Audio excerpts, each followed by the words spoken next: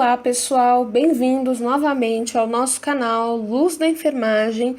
Hoje uma aula sobre os principais cuidados de enfermagem referente ao sistema respiratório. Antes da gente começar a nossa aula, não se esqueça de dar o seu like, o seu joinha, de se inscrever na página e tocar no sininho para receber as notificações. Vamos dar início aos trabalhos. Para iniciar a nossa aula e dar uma embasada no tema, eu busquei as principais terminologias referentes ao sistema, pelo menos alguma delas. Então vamos lá. Eupneia, frequência respiratória dentro do normal, ou seja, claro que a gente sabe que a frequência respiratória ela tem alteração conforme faixa etária, né? Então vamos contar que eupneico é aquele indivíduo que tem movimentos respiratórios na frequência adequada e que não mostra nenhum tipo de desconforto respiratório, por exemplo. Taquipneia é quando o paciente apresenta uma frequência respiratória maior do que o normal para sua faixa etária, como eu citei anteriormente. Bradipneia, frequência respiratória menor que o normal para a faixa etária. Dispneia, sinais claros de desconforto respiratório. Vamos lá, o paciente pode até ter uma frequência, tá? Quando a gente fala em frequência, a gente se refere a números, né? Nós podemos ter uma frequência respiratória dentro do número adequado, porém a gente percebe sinais de cansaço, né, de esforço respiratório, de desconforto.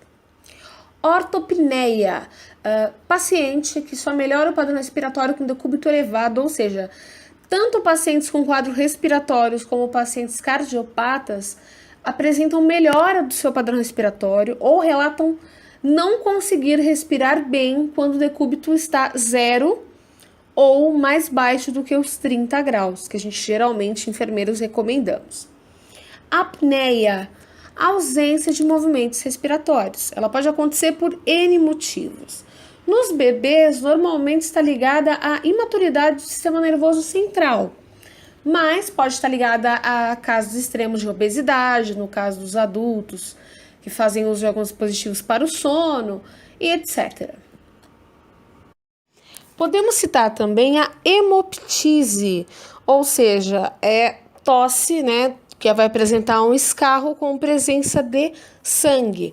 Muito comum, por exemplo, em doenças como a tuberculose. E podemos citar também a epistaxe, que nada mais é do que um sangramento nasal. Bom, pessoal, vamos dar início aos cuidados de enfermagem, lembrando que eles são bastante genéricos, já que, dependendo da patologia, eu vou ter cuidados muito específicos, mas digamos que por um panorama geral, a gente consegue ter um norte em referência ao nosso paciente com quadro respiratório. O primeiro cuidado de enfermagem é o controle de sinais vitais.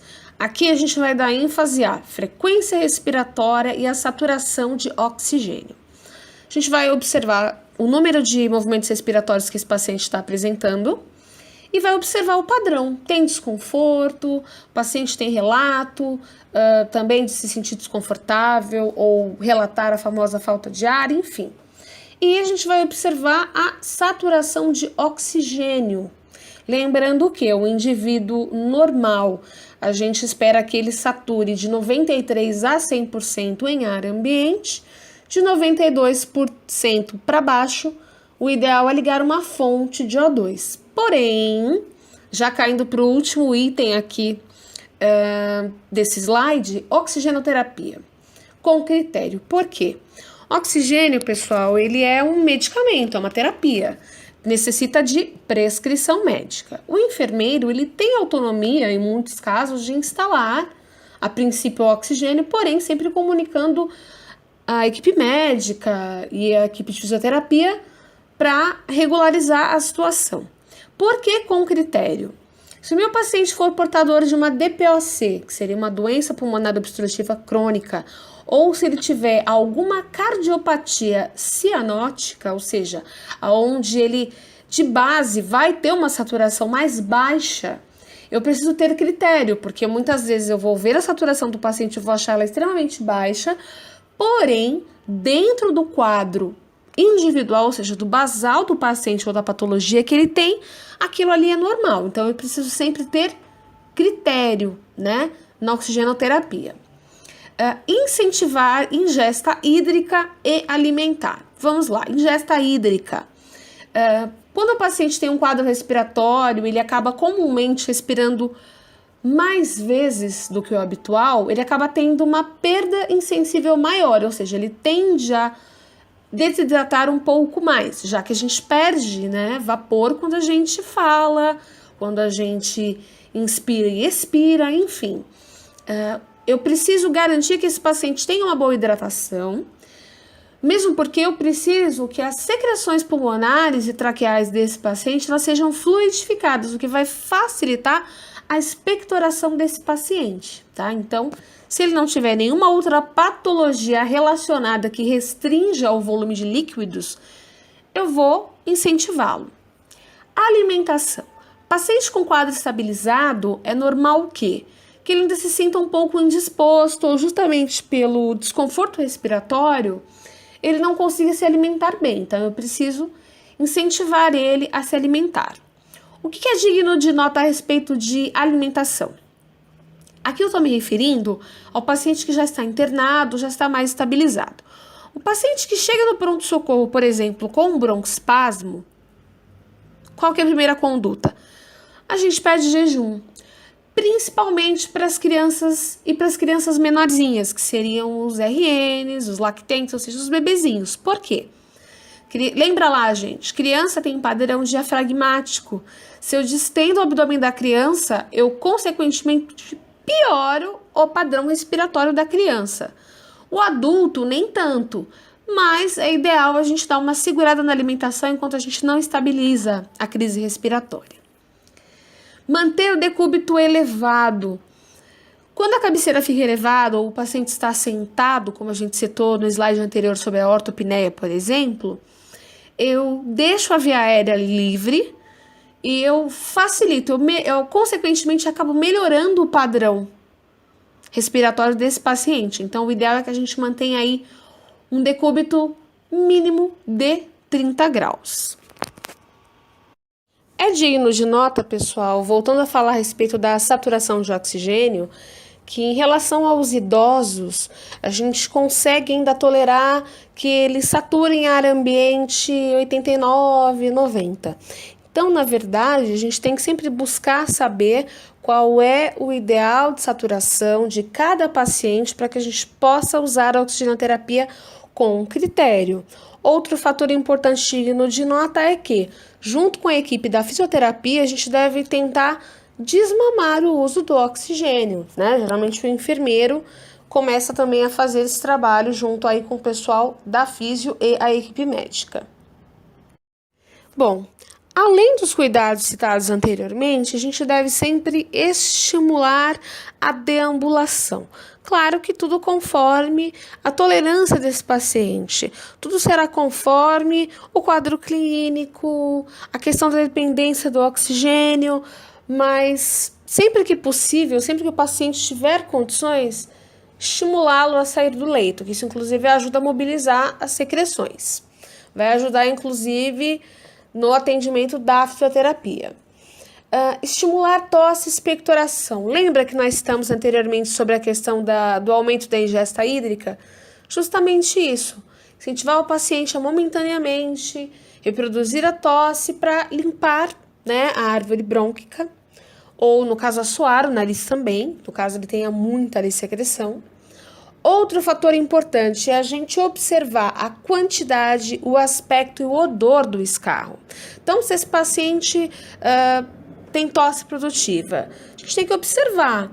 É uma secreção esbranquiçada, amarelada, esverdeada, acastanhada, ela tem raias de sangue, ele apresenta expulsão maciça de sangue, que é a hemoptise, que nós citamos lá atrás, ou esse paciente tem, por exemplo, uma rinorreia, né, que seria uma coriza, aquela secreçãozinha hialina que escorre do nariz, né, a gente tem que observar. Em alguns casos, Muitas secreções têm odor bastante fétido, então é algo aí que é necessário relatar caso a gente encontre este achado.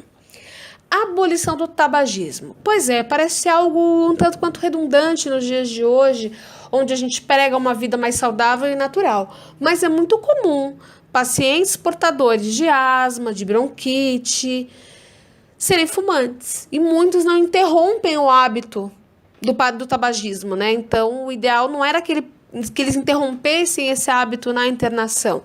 O ideal é que eles realmente abolissem, de fato, esse hábito mega nocivo, esse vício.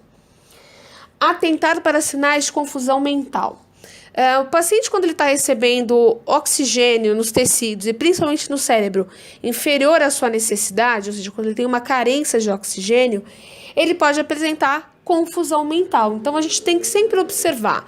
Se de repente o paciente começa a ficar mais sonolento, se esse paciente começa a ter um discurso muito desconexo, então a gente tem que observar essas alterações no paciente, que podem ser feitas por todos os membros da equipe.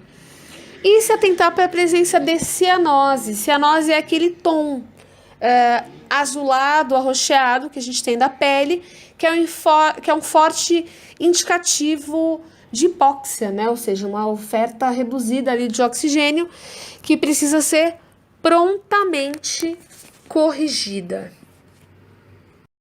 Pessoal, muito obrigada por acompanhar a nossa aula até o fim. Não esqueça de comentar se você curtiu o conteúdo da aula, se você tem sugestões, inclusive dúvidas, fiquem à vontade, responderei todos os comentários assim que possível e com todo o carinho. Compartilhem esse conteúdo com os seus colegas, com os seus amigos.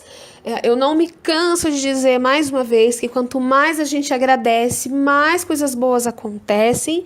E muito obrigado. Fiquem com A Luz da Lamparina de Florence Nightingale e de Ana Neri. Beijos e até a próxima.